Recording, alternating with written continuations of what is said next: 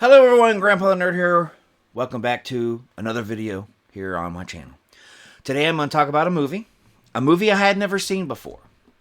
A movie, but it was part of a set, not a part of a set, but part of a collection. I'll get to that in a second. But the movie I'm going to talk about today is from the 50s, and it's called Unknown World. There you go. Unknown World, A Journey into the Center of the Earth. And then here's the back. And it's, as you can see, Severin.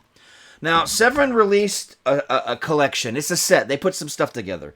It had Doctor Who, two Doctor Who movies in 4K, the Peter Cushing ones, Doctor Who and the Daleks, and then Daleks Invasion Earth 2150. So those were in there. And then it also had Jack the Ripper in 4K, and then they had a Blu-ray. This isn't in 4K, but a Blu-ray of Unknown World. Well, I really wanted those two Doctor Who films. Now, I could have been smart about it and just bought the Doctor Who films, but I said, you know what? I haven't seen this Jack the Ripper, and I haven't seen Unknown World. It's not like I'm poor. Let's go ahead and get it. And I'm a huge fan of movies. I love black and white films. So I was like, I'll just get it. If I don't like them, I'll chalk it up to lesson learned. Because that's how life is. Sometimes you just got to do something and lesson learned.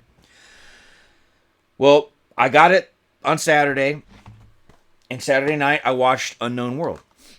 And I thought it was great. All right? There's a little history to this movie, too. The guy who, one of the guys in the film was blacklisted by Hollywood during the whole everybody's a communist. So he's not even credited in the film. And one of the writers was also blacklisted, Dalton Trumbo. He was also blacklisted for being, a communist. But Victor Killian, who did come back after this and do other stuff, he was on TV shows and whatnot, but he was a really good character actor. There's a documentary, little interview on here, Victor Killian, A Blacklist Legacy, interview with Crawford Killian, his grandson. Very good special feature. 20 minutes long, really gets into what was going on back then with McCarthy and going after him. But anyway, just the history of this film alone is interesting enough. But the movie, I enjoyed it. Is it slow-paced? Very much so. Very much slow-paced. But it's a black and white film. It's from the old days. Movies, this was back in the day when people talked weird. Hey, let's get this going, or hey, you see, stuff like that. We're going to get you, see? And you're going to do what we say, see? That kind of stuff. You know what I was getting at. Anyway, so it's old school. It's old school. This is even older than old school, because somebody like me, when I think old school, I think 70s, 80s, because, I'm 53 years old. But this is old school like my mom, not my grandfather, but it's like my parents' old school, because, they were only like 3 when this came out. So it's a good movie, and the special effects are amazing for its time. And the people who did the special effects, it says on here, I do believe, Jack Rabin, and Irving Block. They did like Rocket Ship XM, Kronos. They did a lot of special effects back in the day, and they did a very, very good job. And like someone pointed out in one of the documentaries, take no credit for this statement, that back in the day, we have been trained in this day and age to look for the fake. I can tell that's fake. Oh, I could see the wire. Oh, I see this. Back in the day, people weren't so keen. So when they would see this stuff, it would look amazing, and they didn't analyze it and break it down. I mean, sure, there were people then that did, but most people didn't. Where now most people will go to a movie. You got your 80-year-olds. That looked fake as hell. So, yes. But back then, people did not the majority of people did. Now, I don't know. I wasn't here then. Maybe they did. I don't know. But this, you could tell it's fake, but it is beautifully done. It is beautifully done. Now, this transfer has some issues. There's a disclaimer about that. But when it comes to remastering old movies, sometimes it doesn't work out properly. Now, I am going to do when I watch Jack the Ripper, I'm going to do that one too.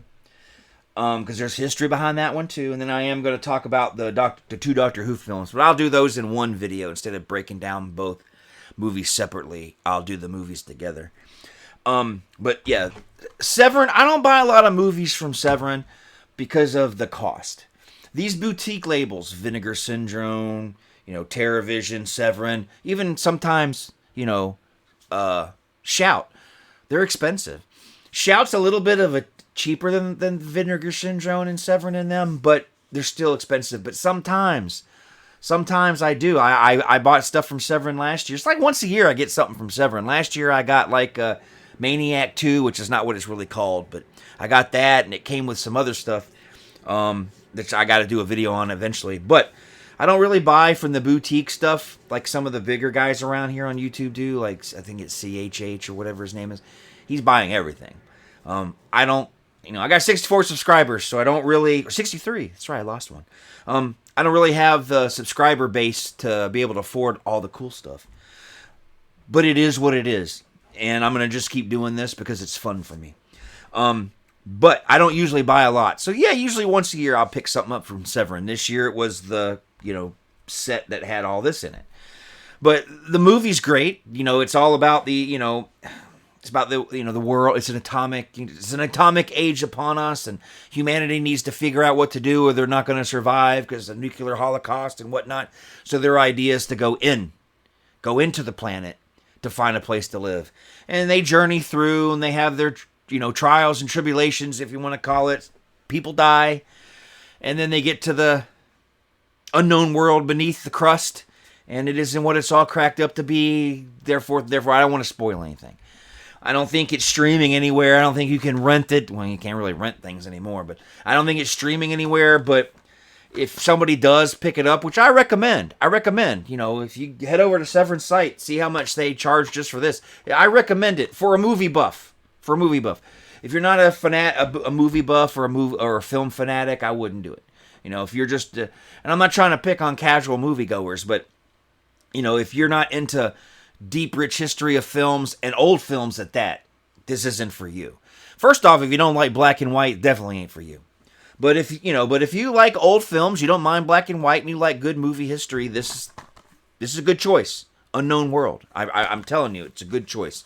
I'm the kind of guy that would tell you, hey, this movie here, it's terrible, it stinks, but I would still suggest you see it. I would suggest you see it in a way where you don't have to spend big bucks. That I would definitely do.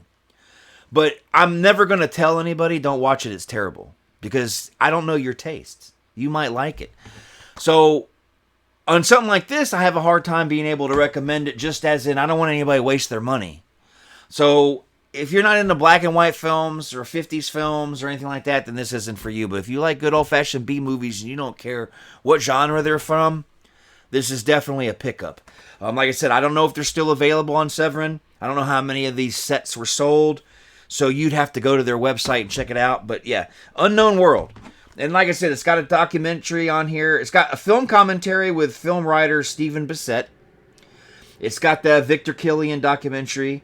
And then it's got the Unknown World of Terrell O'Morse. It's a director. It's a documentary with, it's a mini documentary, you should say. It's an interview with film historian C. Courtney Joyner, and he talks about Terrell O'Morse, which I learned something. I'm like a sponge. I love learning things.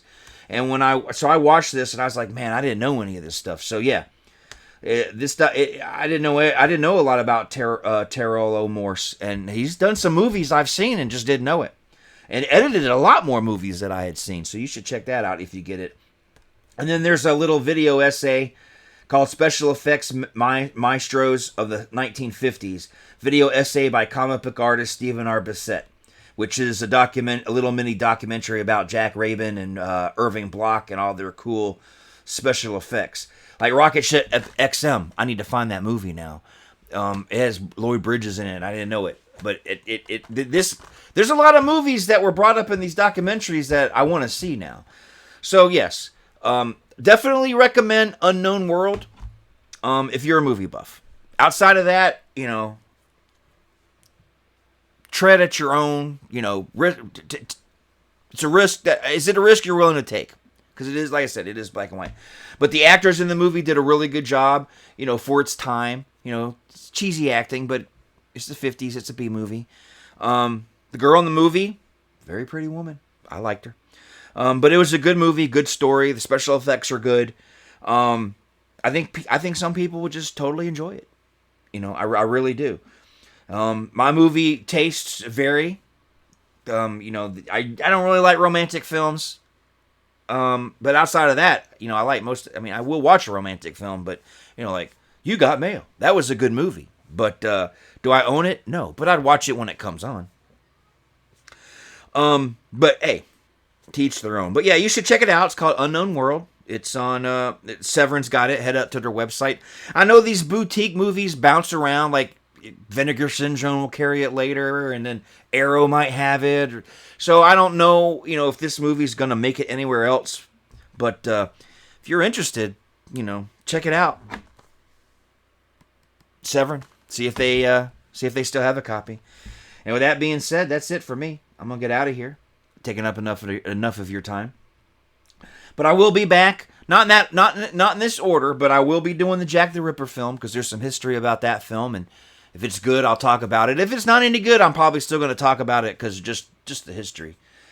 And then I'm going to do those 2 Dalek movies with those 2 Doctor Who films with Peter Cushing because I'm not the biggest Doctor Who fan. Okay, when I was a kid growing up watching Doctor Who, it was the scarf one, and it was the 70s and 80s.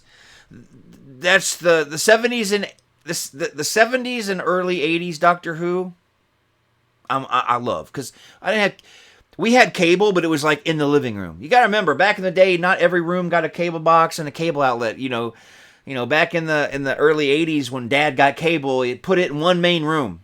Well, my dad had it in the living room and in their room because my dad and stepmom were very much not trolls, hobbits. They hung out in their room most of the time, but there was a cable box in the living room. And that's where I spent my time. My room, I didn't have cable, but I had a Beta machine and a VHS player, so I could still watch stuff in my room. But it was always had to be pre-recorded stuff.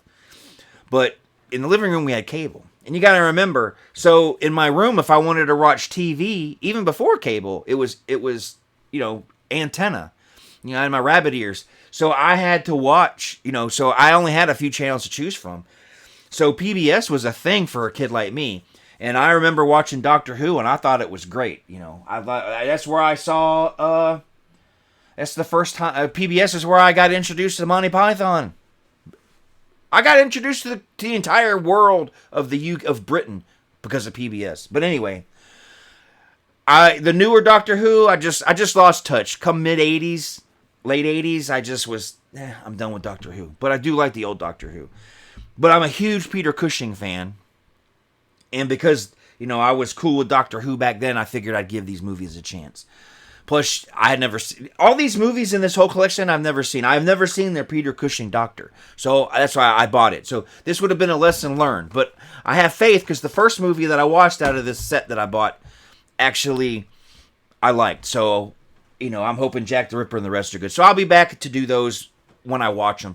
I don't rush. I got such a back catalog of movies to watch. It's ridiculous. But anyway, thanks for checking this out and listening to me ramble.